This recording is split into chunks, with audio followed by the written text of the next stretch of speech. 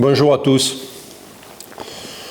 Une nouvelle fois, on va entamer un chapitre, comment je pourrais dire, gênant.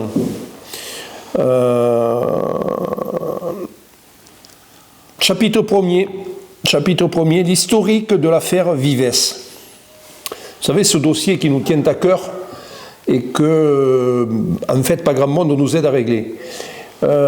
Petit historique sur ce dossier, c'est des gens qui sont venus nous voir suite à leurs problèmes. Je rappelle que c'est des gens qui gavaient du canard et ils sont venus nous trouver au moment où ils se sont rendus compte qu'ils étaient piégés. Excusez-moi le terme.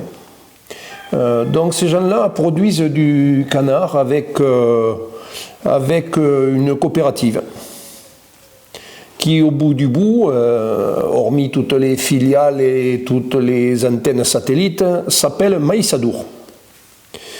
Donc, quand ils viennent nous voir, en fait, ils sont passés par les démarches, je dirais, normales, c'est-à-dire litige, donc prise d'un avocat, donc tribunal, donc condamnation, et là, rien ne se passe. Donc, ils sont venus nous voir à ce moment-là. On a donc pris le train en marche et on a essayé de comprendre. En fait, c'est très très simple, ça va très vite pour le comprendre, beaucoup plus vite que certaines ne veulent le laisser entendre. En fait, cette coopérative leur a livré à diverses reprises, je ne sais pas comment il faut l'appeler, mais chez moi, en termes crus, on appelle ça de la daube, c'est-à-dire des canards de 1,2 kg, déplumés, malades, voire morts dans les caisses quand ils les portent. Donc ils sont partis sur un litige. Et ce litige n'arrivant pas, ils sont donc venus nous demander comment on pouvait faire. Donc on a repris l'historique, les bons de livraison, les attestations qu'ils avaient pu faire par vétérinaire, hein, les comptes rendus de laboratoire. Je précise qu'on en a 7, je crois, si je ne me trompe pas, qui attestent nos dires, et les siennes d'ailleurs. Et donc on a essayé de reconstituer tout ce puzzle. Et on remonte jusqu'à un avocat qui n'a pas fait son travail. Voilà. Donc on a essayé de joindre un petit peu tout le monde pour essayer de concilier la chèvre et le chou et trouver une solution viable pour ces éleveurs. Et on ne l'a pas trouvé, du moins jusqu'à maintenant.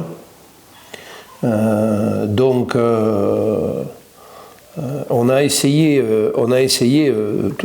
toutes les hypothèses et on a essayé le côté juridique qui nous a donné raison, mais on repart pour une procédure et donc pour 6 ou 7 ans de mieux.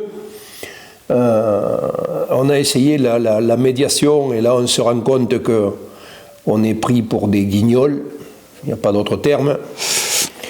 Donc on va faire un chapitre 2, si je peux dire, avec les responsabilités. Et avant de passer à ce chapitre, Pierre va vous expliquer un peu sa façon de voir les choses dans ce dossier. Depuis qu'on a fait connaissance donc avec la famille Vives, on est sur un historique d'entreprises qui ont été rachetées par d'autres entités. Ces entreprises s'appelaient Canadour, Cocadour et autres, qui sont complètement sorties des radars suite aux différentes crises de grippe aviaire avant vaccination. Et miraculeusement, on voit dans la presse affiliée à la Chambre d'agriculture des publicités pour ces gens-là. Donc ces structures-là qu'on pensait disparues ou éteintes, mais qu'on avait mis en sommeil pour faire oublier les différents litiges, parce que de toute façon, je suis intimement persuadé que la méthode employée chez Vives a dû être employée chez d'autres, hein, quand on veut se débarrasser d'un producteur un peu gênant et qui râle un peu trop souvent, on lui fournit que des animaux de rebut, parce que c'est l'expression minimale. Donc voilà. Michel était un peu indulgent, mais bon, on s'est adressé ce dossier. On a eu affaire à plusieurs préfets qui nous ont dit c'est pas normal. On a eu affaire à plusieurs secrétaires de cabinet ou directrices de cabinet de préfecture qui nous ont dit c'est pas normal, on va s'en occuper. Et on est allé chercher des solutions inefficaces, parce que voilà, ces gens-là, ils n'ont pas besoin de quelqu'un pour faire le ménage, parce que jusqu'à présent on était sur une urgence économique, mais le temps passant et les déceptions passant, on est en train d'arriver sur une urgence médicale, parce que ce qu'il faut savoir, que c'est quand même des gens qui sont plus qu'âgés, plus qu'en droit d'être à la retraite et tranquille, mais qui continuent à travailler à droite à gauche pour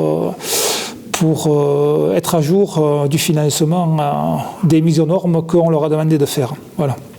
Alors on pourra, si on rentre dans les détails, on verra par rapport à ceux qui disent, qui ont la critique facile en disant c'est des mauvais. Voilà, il faut qu'on m'explique pourquoi une banque a décidé de financer directement avec un producteur que tout le monde considère comme étant mauvais, alors que si la banque fait une avance ou fait un prêt de plus de 150 000 euros, c'est qu'il considère que la personne est plutôt fiable et bonne plutôt que mauvaise.